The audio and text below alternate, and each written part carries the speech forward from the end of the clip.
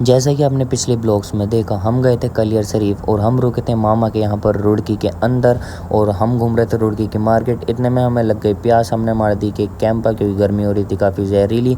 तो आज था हमारा कलियर शरीफ में लास्ट दिन, तो हम चल देते हैं फिर से बस में बैठकर रुड़की से कलियर शरीफ की तरफ और हम आ जाते हैं कलियर शरीफ की मार्केट के अंदर और हम आ जाते हैं फिर दरगाह की ज़ियारत करने के लिए और काफ़ी खूबसूरत दरगाह दिख रही थी।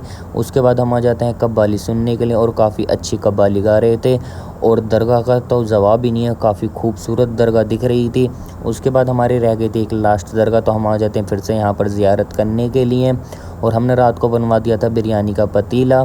उसके बाद हम कर देते हैं बिरयानी की पैकिंग, क्योंकि हमें बांटनी थी बिरयानी बांटने के बाद हम आ गए थे फिर से रात के टाइम दरगाह के अंदर और रात का तो नज़ारा ही अलग है भाई, काफ़ी खूबसूरत दिख रही थी दरगाह। उसके बाद रात हो गई थी ज़्यादा, हमने पकड़ी एक टिर्री और निकल पड़े घर की तरफ और फाइनली पहुंच जाते हैं मामा के घर पर।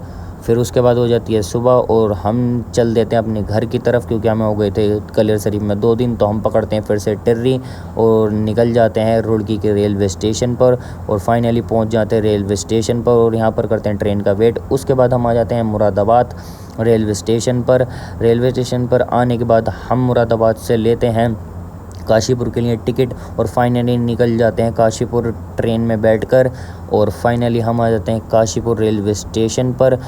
फिर चल देते हैं घर की तरफ और हम आ गए थे फिर आइसक्रीम खाने के लिए, गर्मी हो रही थी काफ़ी जहरीली।